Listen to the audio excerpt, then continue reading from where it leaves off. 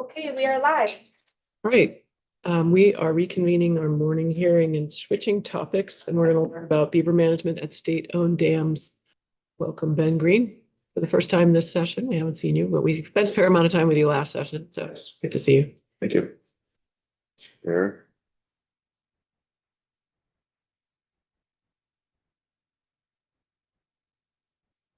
All right, for the record, my name is Ben Green. I'm the section chief of the Dam Safety Program at the Department of Environmental Conservation Dam Safety Program, and here today to talk about A&R dam management with beaver impacts. So for those not familiar, just to give a brief overview of our program, Dam Safety Program is located in the Water Investment Division within DEC. Our mission is a bit different than most others in A&R and DEC, and our primary focus is public safety. The two primary responsibilities that we have, number one is dam regulation. We regulate non-hydropower, non-federal dams in the state, for which there's roughly 1,000. And on the other side of things, we actually act as an owner representative on behalf of Department of Environmental Conservation at 13 dams across the state, including the 3 Winooski River flood control dams, Waterbury, Wrightsville, and East Barry. So we're on both sides. Program is currently staffed with 7 full-time employees, as listed here. And as mentioned on the regulatory side, we operate under state statute 10 VSA chapter 43 dams, which gives us dam safety jurisdiction for provisions for things like inspections, permitting, and unsafe dams. On the ownership side, we're directly responsible for those 13 dams. We perform work including regular maintenance, emergency action planning, capital planning, flood operations, etc. In addition to the 13 dams that are owned by DEC, our sister departments, Forest Parks and Recreation, Fish and Wildlife, under the A&R banner, combined own roughly 80 dams, and more we are assisting them with dam safety matters. One of the responsibilities of the Dam Safety Program is the maintenance of the Vermont Dam Inventory, which is a web-based database of known dams in Vermont. The VDI has a little over 1,000 records. It includes information on dams that's publicly available, including engineering data on dams. It has the most recent inspection report has been posted there, in most cases photographs of the dam. If applicable, the inundation mapping or flood or emergency action plan for the dam is also posted there. This graphic shows, sorry. Maybe just slow down a little because it's really new information. Okay, I'm sorry. It's okay. Thank you. There are, sorry, I didn't realize it. I think we have plenty of time. I mean, you know how much your other team members need, the other person needs, but I think we'll have time.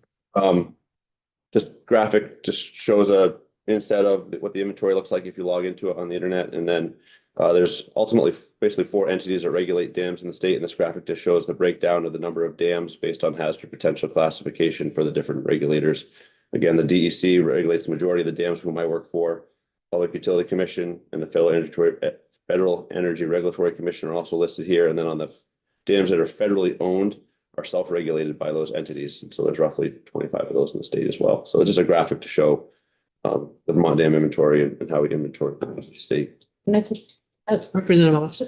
about the colors and the numbers? What do they represent? So the numbers are so the colors are the hazard potential classifications of the dams. We follow a hazard potential classification system that's nationally recognized through the national, through the Army Corps of Engineers and the National Dam Inventory. Dams are given one of 4 classifications: high hazard potential, significant hazard potential, or low hazard potential. And Vermont has a unique one called minimal. A high hazard potential dam is one that in the event of a failure would result in probable loss of life. And kind of on the other end of the scale is a lower minimal hazard dam, which if a dam were to fail, loss of life is not probable. And property damages, environmental damages, and lifeline loss, which would be loss of roads, utilities, etc., would be somewhat minimal. So those are kind of the ends of the scale. So just to clarify, those are permanently assigned to dams. It's not about how likely the dam is to fail. It is about the design of the dam and what's below it. It's most of all what's below the dam. But there are dynamic classifications because what goes on below a dam can change over time. It's called hazard creep. We have seen some of that in the state where dams built in a rural setting, perhaps 50 or plus years ago, or not in a rural setting anymore. And so that dam that was built for agriculture or other uses and was maybe not built to a particular standard now is being asked to protect people downstream that weren't there before. So these are dynamic classifications. They can change. Representative Norris. Could I just add a little further clarification along those lines? So does that mean thought I heard you say is that things that are in the high classification for high hazard are not necessarily because the dam is in Sunset. stressed and about to break, or we need to imminently do something. It's just more about if it did for some reason. Yes. Right, there's lots of stuff downstream that would be impacted. Right, and again, high hazard classification, the one metric for that is probable loss of life, so greater than 50% chance of loss of life downstream. And that's judged based on a simulated computer model that we break the dam, and if we have estimated flow depths and flow velocities at homes and other areas that, according to nationally used charts, are considered not survivable, that's probable loss of life. So that's how that's evaluated. Condition rating is a different thing. Okay. These dams could be in satisfactory, fair, poor, unsatisfactory condition. That hazard classification has entirely to do if it what would, regardless of how unlikely it is, if it were to, what's really located downstream. Thank you very much for that explanation. So to give a little bit more information about our program, on the regulatory side, we have two primary initiatives. Number one is the periodic inspection program, which is a long-standing charge of our program. They're visual inspections that get performed during the good weather every year, and performed typically by program staff. And they include, in addition to a detailed visual inspection of the dam, also comparing the dam to some dam safety standards to develop that condition rating, which I mentioned earlier. And they're performed in accordance with the table here in terms of how often they're done by hazard potential classification. So our high hazard potential dams are inspected every 2 years, while our low hazard dams on the other end of the scale every 10. Another longstanding initiative of our program is our permit program. We call them dam orders in our statute. For dams in our regulatory purview, which again are non-power, so they don't produce hydropower, and non-federal, meaning they're not federally owned or regulated, and have to be able to impound greater than 500,000 cubic feet of water, which is typically a pond getting in size larger than a couple acres, just to help people understand what that size means. We're responsible for receiving applications for new dams, dam rehabilitation, alteration, replacement, and removal, performing technical reviews on those applications for compliance with dam safety standards, and ultimately issuing an order or permit with conditions, and then trying some level of monitoring of the project to make sure the project was completed in compliance with the order. A couple other regulatory, sorry? Representative Chafin. I'm just wondering if, understand the regular frequency that you're showing here. Are there situations where you may be monitoring more frequently than this, like after a major flood or when something is In terms of periodic or inspections? condition? Yeah, would you be doing more frequent inspections in certain circumstances? Yes, we have periodic inspection, and then there's what's called non-periodic inspections, which are completed at intervals outside of these. And in many cases, we do have a subset of dams that are in poor and unsatisfactory condition, do receive them more often for that reason. Thank you. Some other regulatory work that we do includes, we run an annual dam registration program, which helps to fund portion of our program. We're starting to record dams in the land records, which is a statute requirement, which is helpful from the standpoint that it alerts owners to the responsibilities of ownership. And then also we're getting more and more into emergency action planning for dams, which is something that we couldn't previously require. We're going to be able to require in the future. It's a very positive thing moving forward. So how did dam safety rules come to pass in Vermont? Pre-existing law, Chapter 43, has limited authorities. Historically, we did not have rulemaking authority, and ultimately the program lacked the authority to compel dam owners to make safety improvements in all but the most imminent failure type scenarios. That was what the unsafe dam provision was for.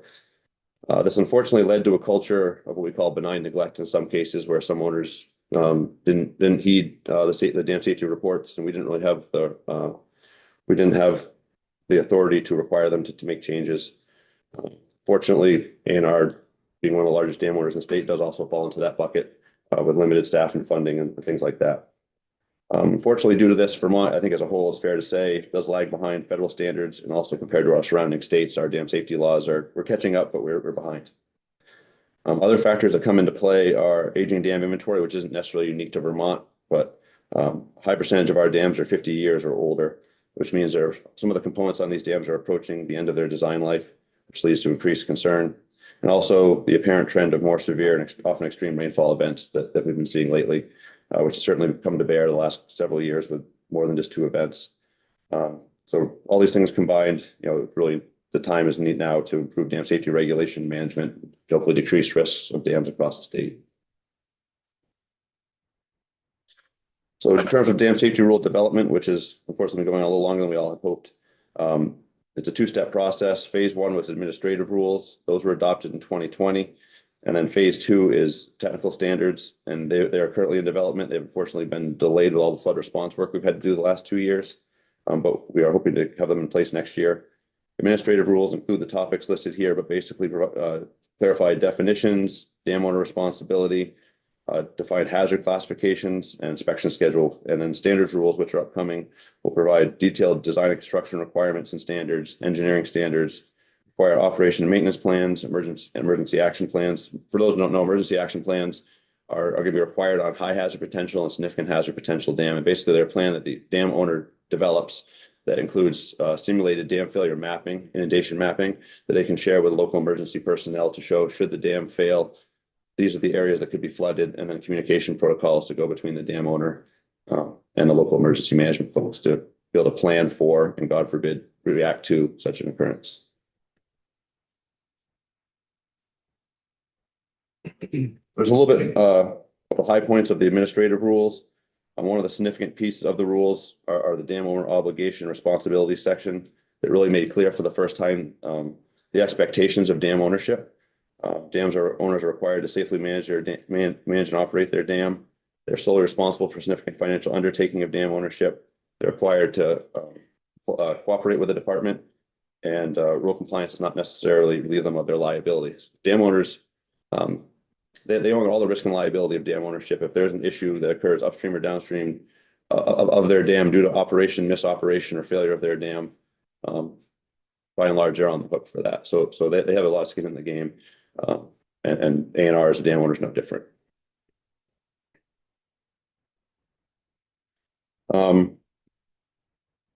Another key administrative rule item was the compliance with inspection results. As I mentioned before, historically, we did not have the authority to compel dam owners to make safety improvements. In fact, we historically didn't have the authority. If we would have to call and request permission to access a dam to perform an inspection, we could be turned down. That was essentially the end of it historically. Moving forward, that's no longer going to be the case, and owners are going to be required to have their dams inspected, whether by us, and if they will not allow us on the property, they'll be required to hire a consultant and perform an inspection and submit the report. This compelling a dam owner to make proactive safety improvements is very important. It is long overdue.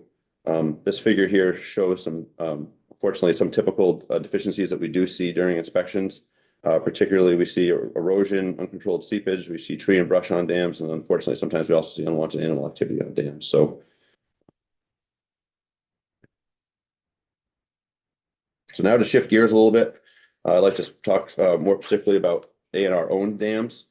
As previously mentioned, we own roughly 100. That makes us the single largest dam owner in the state if you combine the dams owned by DEC, FPR, and Fish and Wildlife.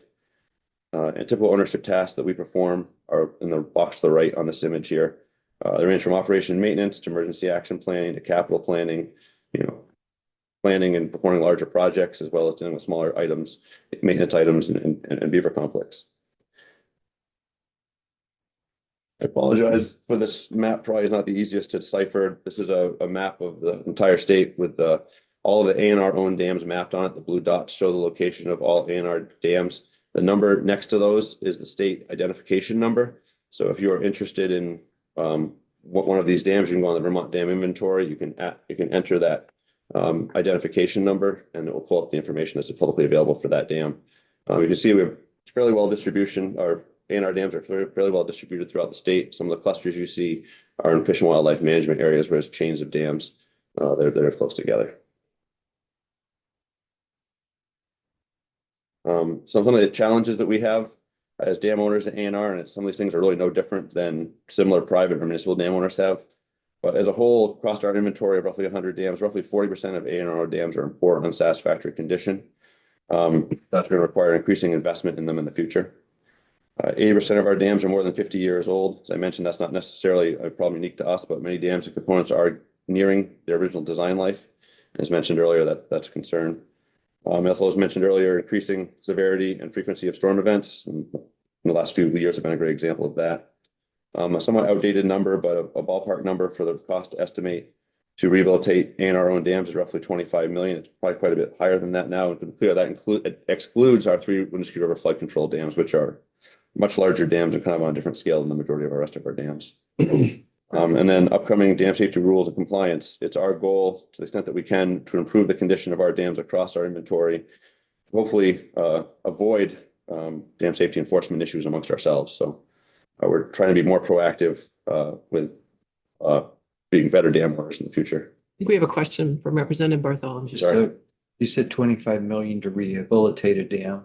How does that compare if you decided to take one out? Is it the cost? That's, well, 25 million is over our inventory of dams, but it's hard to say. Quite often dam removal can be less expensive than dam rehabilitation. And the other thing you need to keep in mind with dam rehabilitation is the dam stays in place. So you're going to be required to comply with standards, which means if your dam stays in place, you're going to be required to have it inspected. You're going to be required to comply with inspection results.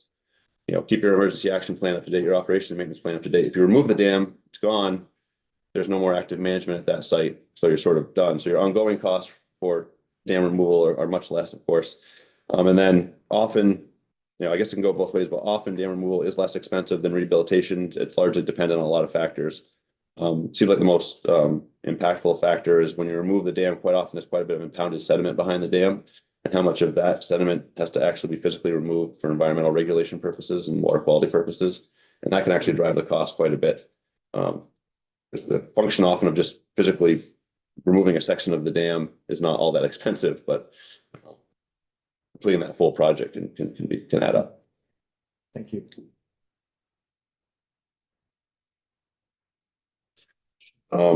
Representative Tagliavini. Sorry.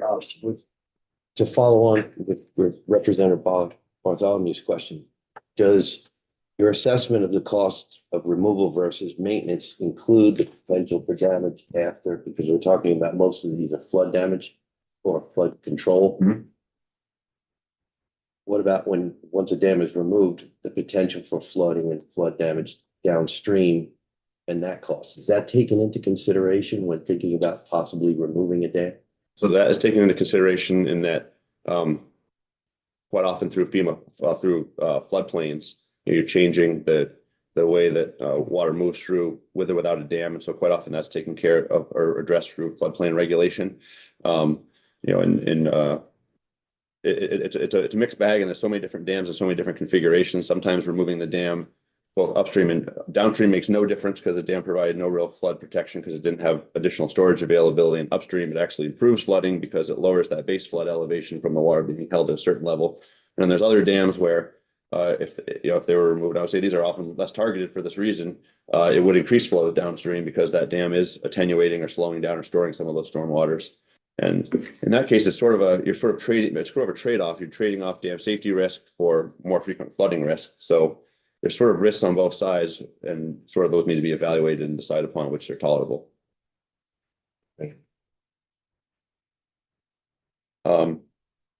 So we have this ongoing A&R initiative to improve the condition of our dams.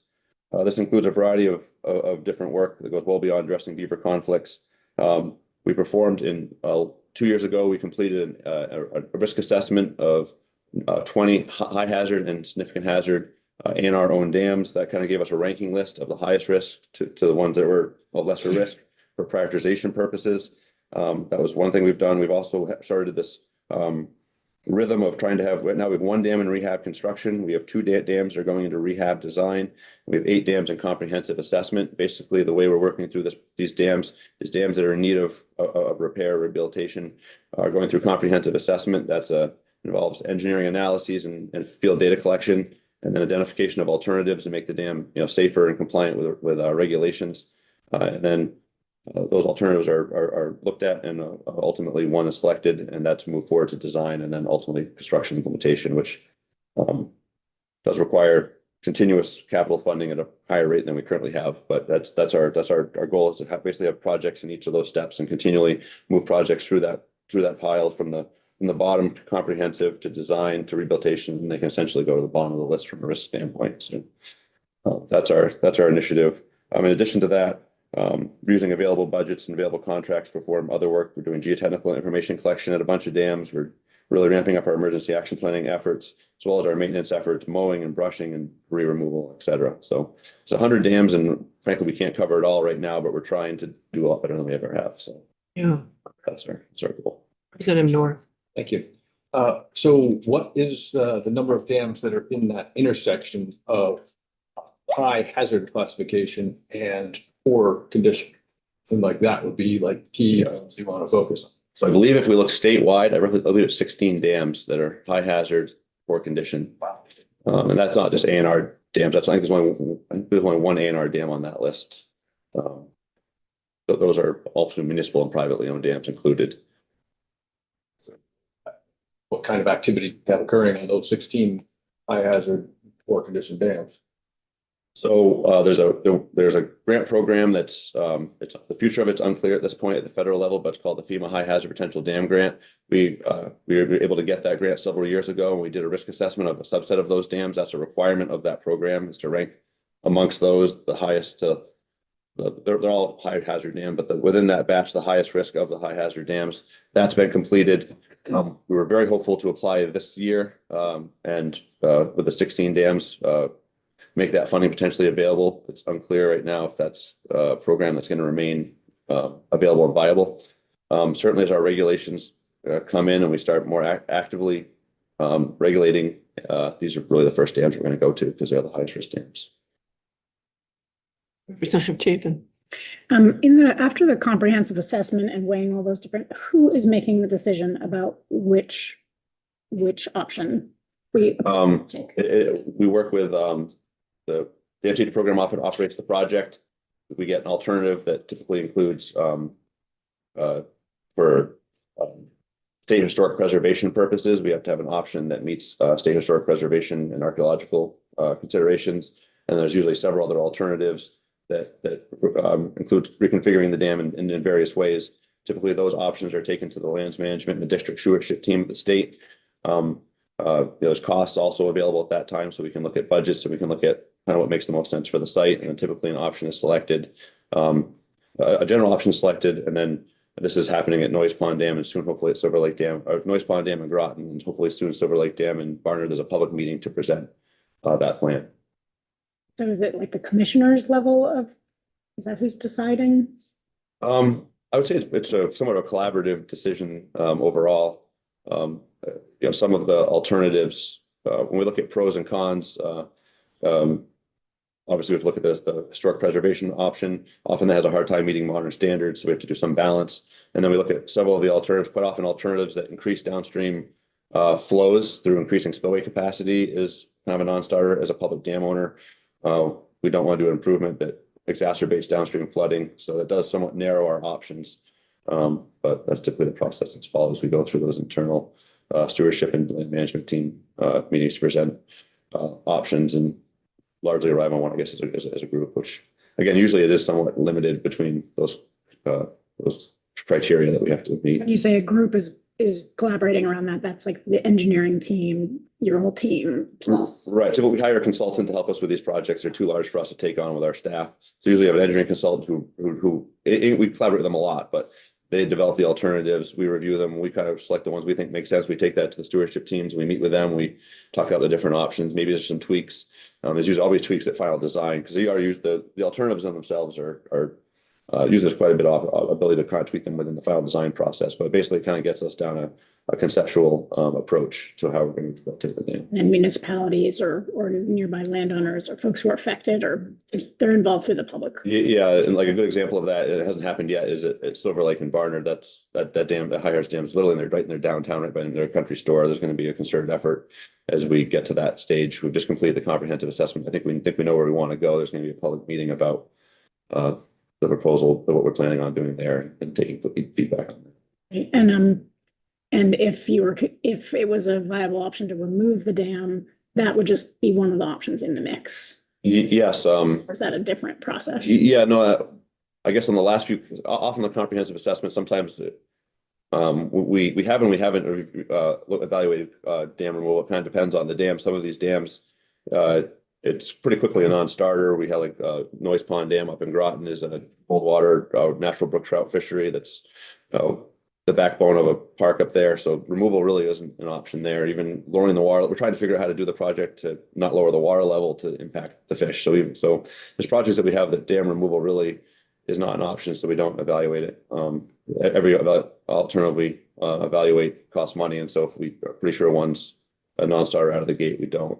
There is an initiative within A&R to kind of reevaluate our inventory and look at dams that don't serve a useful purpose anymore and potentially would be good candidates for removal. There was one done several years ago in the Castleton area that Fish and Wildlife owned that was removed. And I think as you know, we're starting to get a better hold on really the amount of work that's needed out there to maintain these dams. I think we'll find more that perhaps would be good candidates. But of course, there's always two sides to every one of these projects, and people that want to see it go and people that don't. So we have to work through those issues. So when you're, so anything that you're considering for removal, it has sort of its own process. Yes. Thanks. Representative Labor and then Bartholomew and Boston.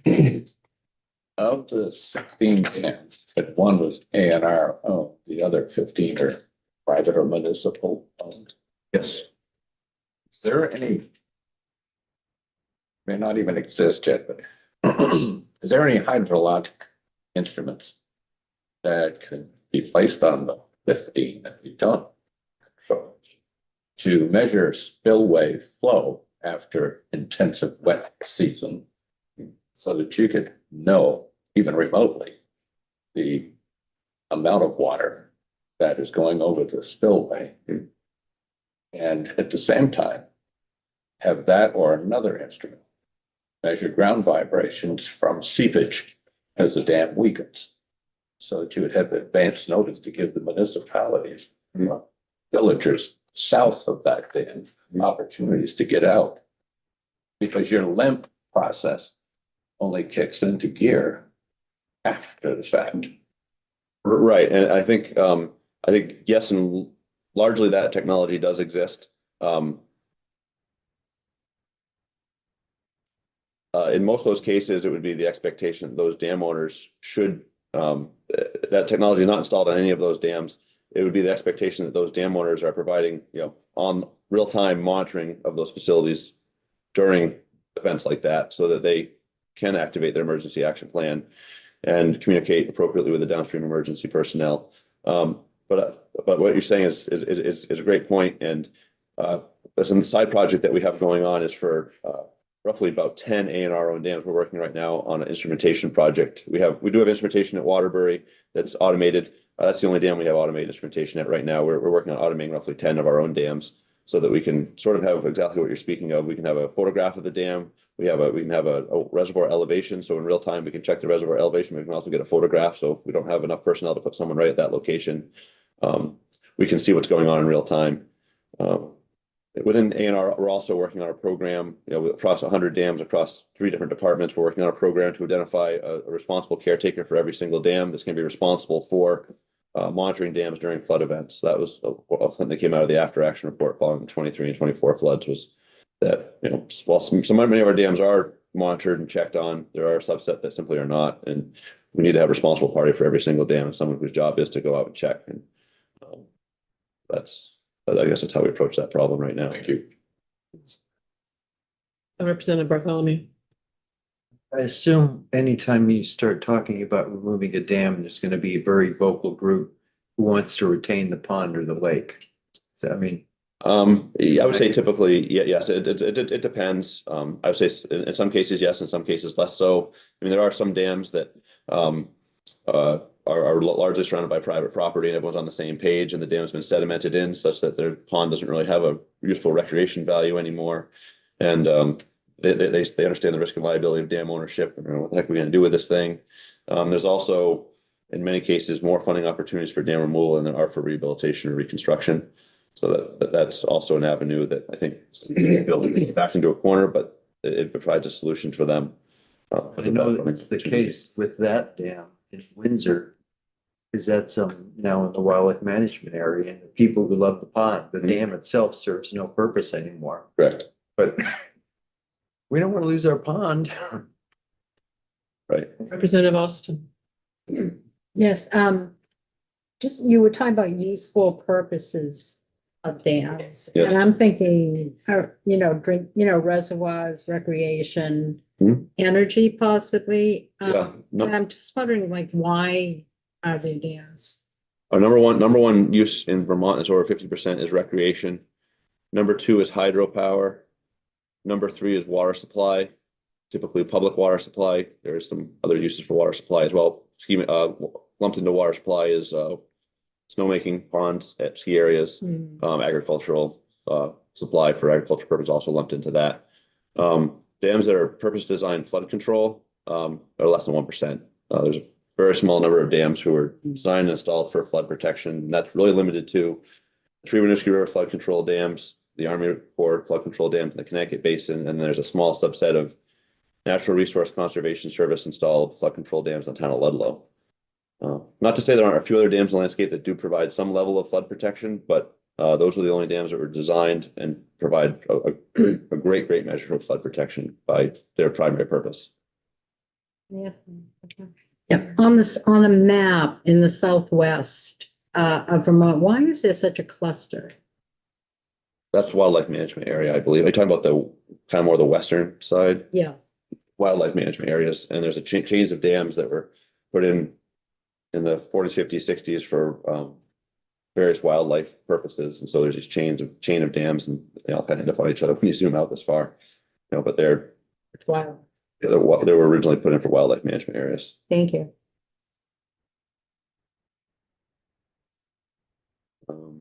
Moving ahead, examples of typical dam maintenance. We're trying to do it more rigorously at A&R dams historically, mowing and removing brush, maintaining spillways free of debris to ensure free flow conditions, including beaver debris, fixing erosion, filling animal burrows, repairing riprap, test operating gates and outlets, and regular careful monitoring. The upcoming standards are going to require the dams have an operation and maintenance manual that identifies site-specific requirements for operations and maintenance be performed at the dam. And again, we're trying to get a little ahead of it here. We know these regulations rules are coming, they're going to be more rigorous. And so we're trying to get a little bit ahead of it and to the extent that we can with the funding that we have, address these issues as much as possible. So maintenance issues at A&R dams related to beaver activity. Based on records compiled by the Dam Safety Program, about 13% of private and municipally owned dams are negatively impacted by beaver activity, while A&R dams, unfortunately, that number is higher, roughly a little over 20%. Specific issues that arise with beaver activities at dams include largely clogging of spillway systems, which results in restricted spillway capacity. It reduces the ability of the dam to safely pass normal, but more importantly, storm flows. It can also result in holding back additional water than the dam was originally designed to hold. That can raise the normal water level, and that higher water level can stress dams, particularly earth embankments, and it increases the chances of an issue that can impact public safety and downstream property. These challenges of beaver dams activity on man-made dams are also documented in the best management practices for resolving human beaver conflicts in Vermont by Fish and Wildlife and DEC.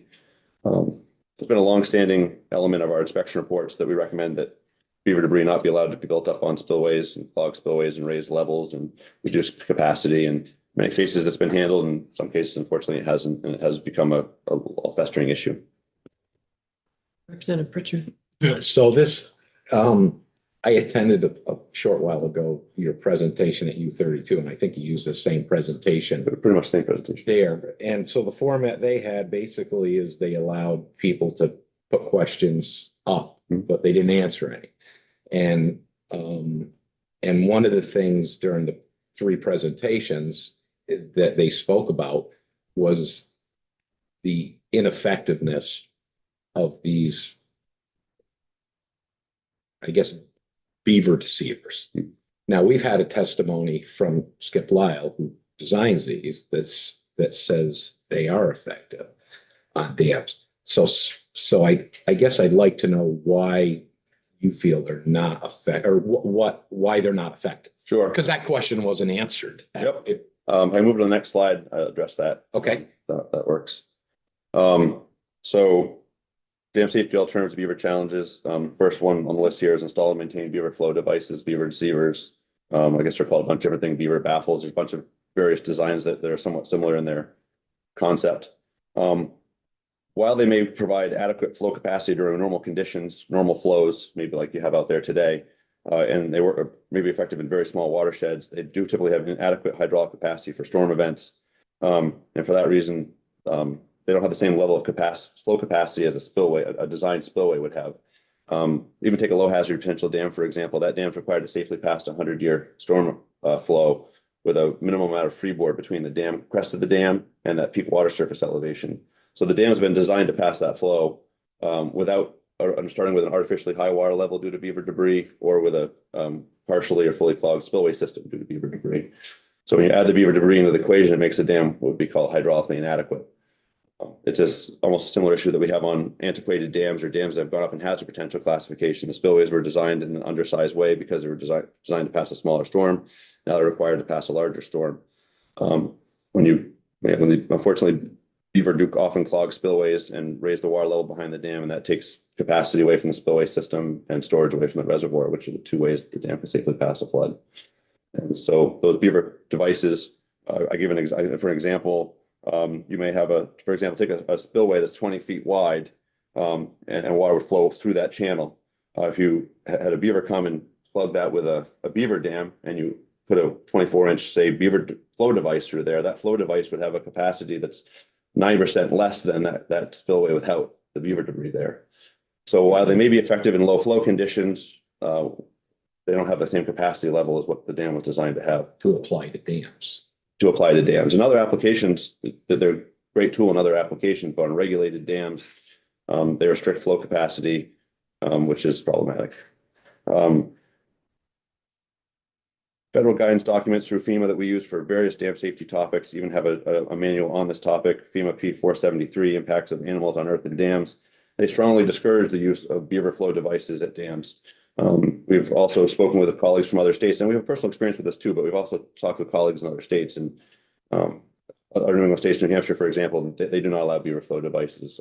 It's most on regulated dams, most dam safety programs in states do not allow them. And if they're there, unfortunately, in most cases, it's an unauthorized alteration. Just ultimately, you are altering the dam. That should have gotten a permit. So I'm not trying to be too bureaucratic there, but those are the facts.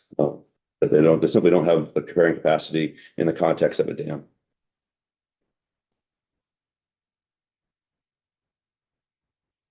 Other alternatives: install and maintain beaver screens. The screens need to be sized large enough to pass small debris and large enough to exclude large debris that could clog it just from flow. Our experience, beavers often quickly clog these screens and require frequent to daily clearing. Another alternative is constant maintenance debris removal. At sites where there's inactive a beaver community, this would be the first thing that would be done. And if the beaver don't come back and put it back, then essentially the project's completed. But if it's an active beaver community, quite often we found that almost daily visits are needed. They'll restore the dam in a very short period of time. It's just not really practical from a standpoint of allocating manpower and funds to constantly be managing multiple sites in multiple towns across the state that have daily beavers adding debris to a site. Another option is beaver removal. Work with a local game warden and licensed trapper to remove the beaver. This is a temporary solution or potentially a longer term solution. Certainly not an option that anyone enjoys, but it may be necessary in certain cases where other alternatives don't work. And again, the risk of having a dam safety issue is not worth the beaver activity. Longer term solutions, of which there seems to be, in our opinion, there's two. One is to modify the dam in a way that requires funding, design, and permitting one, and getting a dam safety permit, but to a new configuration that's not as susceptible to negative impacts from beaver activity. I guess one thing to note there is that many of the dams that do have kind of persistent historic beaver activities are ones that have not had diligent maintenance, and in many cases are sort of in need of that. So there's potentially an opportunity there if these dams are decided that we want to keep these dams and they are in need of rehabilitation, they be rehabilitated in a manner that have a permanent system that makes it much more difficult to beavers to come into play to cause issues. I wanted to hear your last. And sort of the last alternative is to remove the man-made dam, which in some cases I think perhaps makes sense. Again, some of these dams that we have this issue with have perhaps outlived some of their useful life. Maybe they haven't, but removal could be considered. And if the man-made dam were removed, there's no longer a regulated dam there. And then after that, nature could essentially take its course. And if the beavers want to return and occupy the site in any way, I mean, that's no longer a regulated activity, no longer a regulated dam. So That's another alternative, long-term alternative. That was the end of my presentation. Thank you. That was really, I know it was a lot for us to take in, just Just said, introducing new members to your program, which we really appreciate your work and your ability to communicate that work to us really well. Thank you. Representative Sakowitz.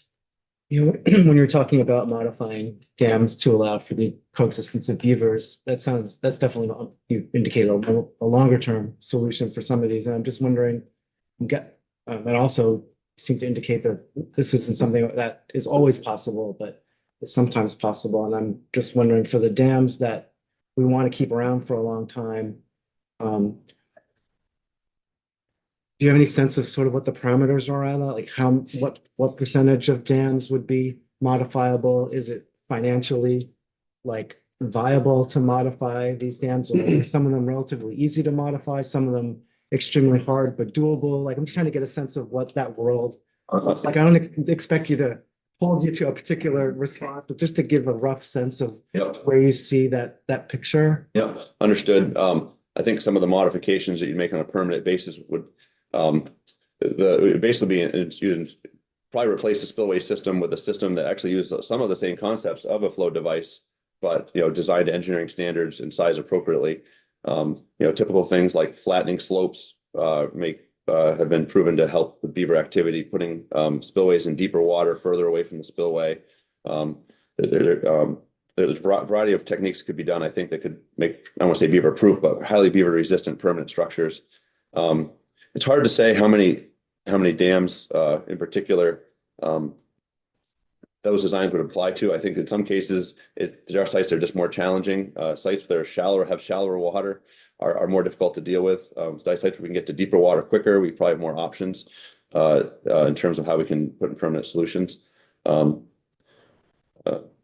think of the 21 dams that have been identified, or roughly 21% of dams in ANR's inventory have been identified as having beaver issues. There's a subset of those that certainly have established and unfortunately historic beaver dams on them.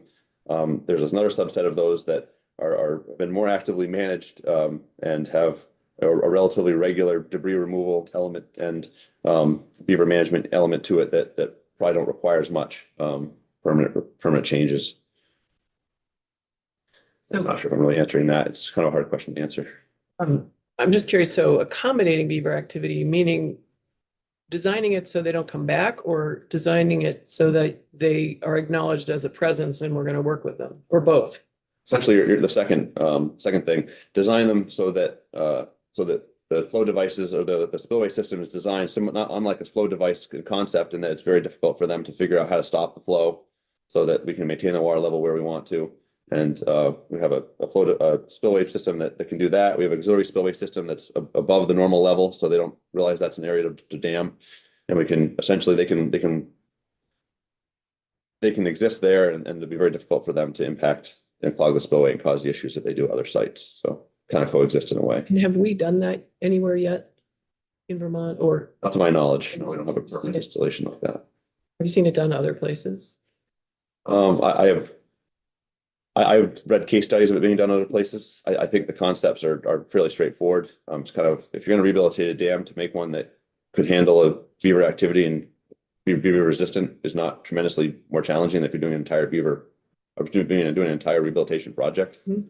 So I think it's like if it's add on to an already needed project, it's probably not that heavy of a lift. I think one challenge we're going to see is, frankly, many of the dams that we have these issues with are not the 16 high hazard dams that we were talking about before. And, if we have limited funds and limited capabilities, we're probably going to shade our limited resources towards those 16 dams as opposed to this issue, frankly speaking. But, to the extent we can, as we're trying to work through our inventory, our goal is to essentially chug through our inventory over time and address all these issues. So. And is this something that you're adding as you consider all of the dams, even as you do the highest priorities that may not have beavers now, but we seem to have beavers spreading? Are you including that in those projects you're doing now? I guess I would say that if we're not familiar with historic beaver activity, it's not something that's historically been considered. It's something that could be potentially incorporated in some projects. I think many of projects like that are larger dams with higher flow capacities and on larger lakes are less susceptible to this issue perhaps than some of the dams we've been talking about, more focused on this presentation. So, I guess there's a potential in the future, but retrofitting all of those dams, I don't know. I don't know if it makes sense in every case on some of those larger dams, but it's something that could be certainly incorporated in rehabilitation projects to the extent we can. And do you have a list of the state dams that are currently being affected by beavers? Yes. Do you have, can we get that list? Sure. I can send it after the meeting here. I have Great, thank the you. list. And to be clear, this list is it's a variable list. There's dams that fortunately have historic and long-lasting beaver activity that have been handled in a long time to dams that sort of have more active beaver management. And you may not even realize it has historically had a beaver issue because it's just been historically handled. So, Yeah, great, thank you, and there are some clarifications on that list. thank you. Representative Sakolich. Yeah, understanding that the high hazard dams that are typically not affected by beavers as much are your priority in the near future for maintenance and upgrades.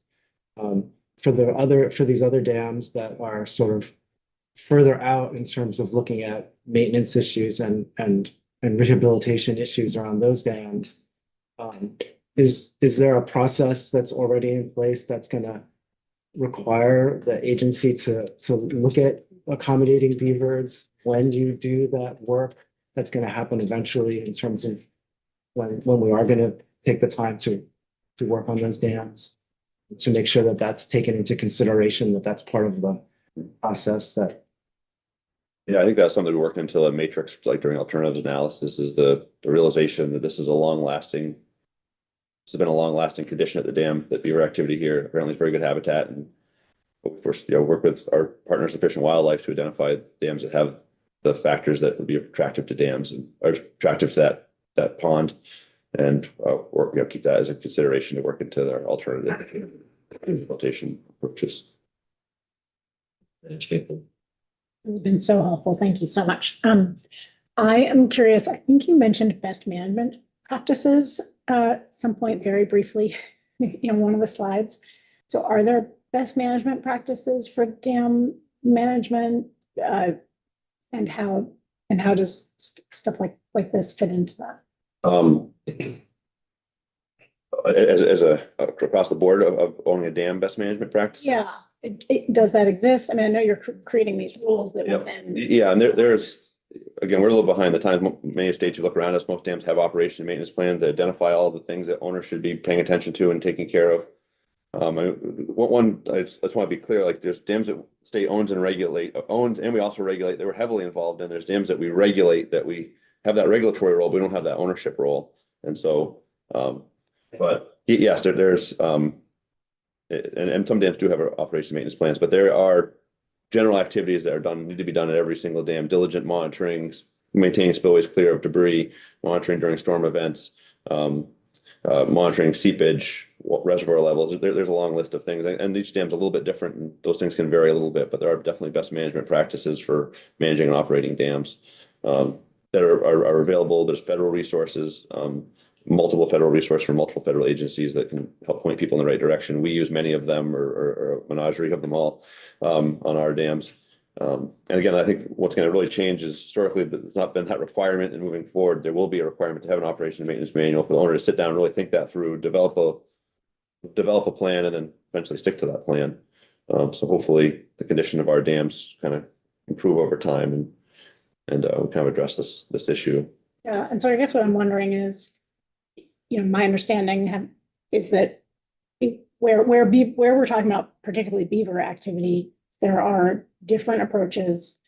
Some of them work better than others at different sites, very maybe site dependent, owner dependent. There's just a lot of factors and a lot of options. And so I guess I'm just wondering how much those best management practices can be here in Vermont, can be a sort of resource, and ensure that as those operational plans get developed under the requirements, that those options have been explored and there's some guidance there to help dam owners think through that. Because these options are potentially really resource intensive, and if ineffective, that's absolutely just wasteful. So I guess I'm just trying to think about how to Yeah, I mean, I think it's definitely going to be a challenge. Unfortunately, our dam owners have arguably been under-regulated for many years.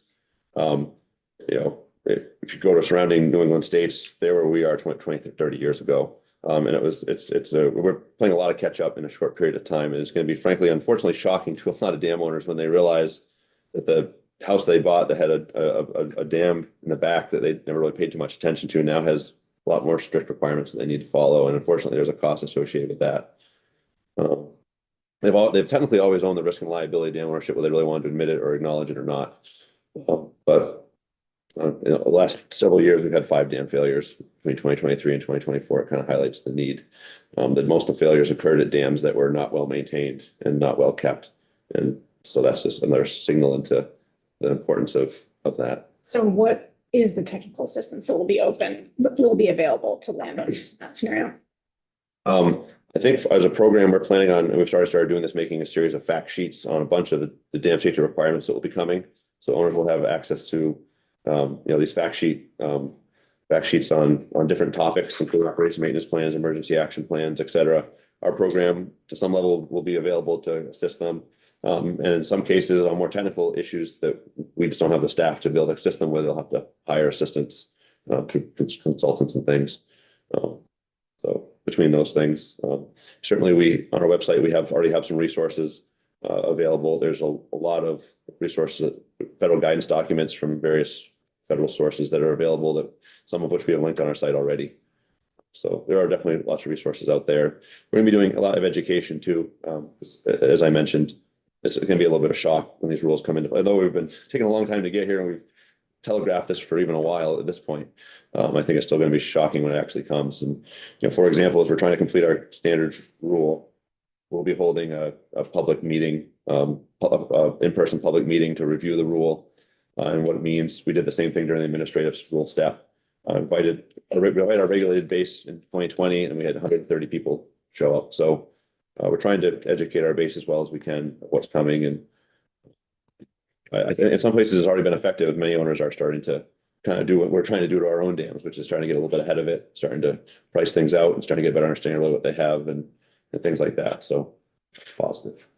And then Curtis, so I live near Curtis Pond and grew up in Curtis Pond. It's not in my town that I represent, but right next door. And it's been a really impressive community process to build all kinds of things, financial and technical and community movement to do that project that's just been completed. And so I wonder if there's some learning there around community projects where some of these dams, even if they're on one person's land, Right. affect a community and Right. community cares about preserving that dam.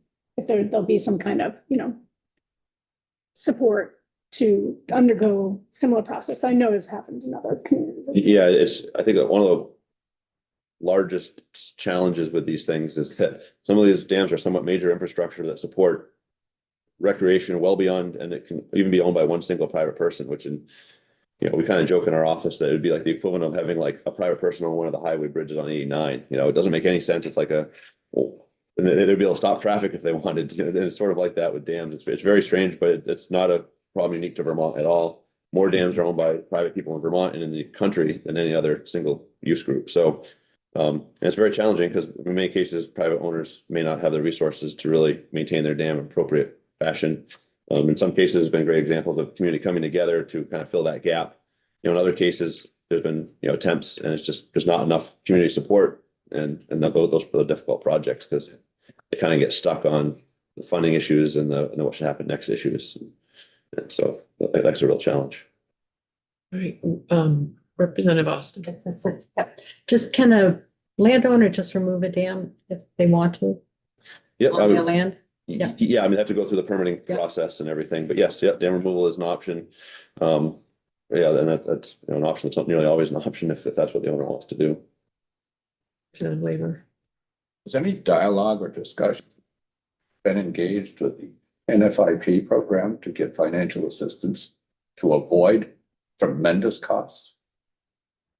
There's very limited, this is a nationwide issue. There's very limited resources in terms of funding for dam rehabilitation projects. It's a huge gap. This high hazard potential dam grant program I was mentioning from FEMA was a small bright light in that, and that's availability of that moving forward is fairly questionable. The state we were tasked last legislative session by 2027, developing a loan program for dam owners that would hopefully be able to help. It's been seeded with 4 million. We're doing rulemaking for it right now. It is a loan program, not a grant program. But the need is so much greater than what those two programs. There are a few other programs, one at the NRCS, which I don't know how viable that is moving forward either, that can apply in a few limited circumstances, but it's very hard to find funding. And I'm not familiar with any through the National Flood Insurance Program, but yeah, rehabilitation, construction funding and funding for design projects it's a real problem. You know, the ownership issues and funding issues are our two biggest hurdles really to getting these projects done. Is getting everyone on board and then getting the money to do it is very challenging. Great. Thanks again for your presentation. Thank you. First, we have another, I kind of probably overbooked us, but Alex Smith, you're here in the Zoom room. I'm gonna see if you have any availability this afternoon, because we're bumping up against the next agenda item. Absolutely, yeah. If you just have Manica send me a time, I'll check in with you guys then. Okay, great. Thanks for your understanding and apologies. No problem at all. Have a good one. All right, members, let's take a 5-minute. Paul Hamlin, I'm not sure, were you here to do a presentation or were you just Hi. Just here to answer questions if the committee had any for me. Okay, thanks. I think since Fish and Wildlife is up next, well, anyway, I think we'll leave it. Do members have questions for Paul? He's from the Fish and Wildlife Department and is really, works with the dam program on this issue, beaver issue. We may have more questions for you later since we've just started the conversation here, but really appreciate you joining us. Okay, so later at another testimony session or something like Yes, that? thanks. At another date. Thanks. Okay, thank you. Thank you. All right, members, let's take as short a bio break as we can and then transition to H230 with the Fish and Wildlife Department.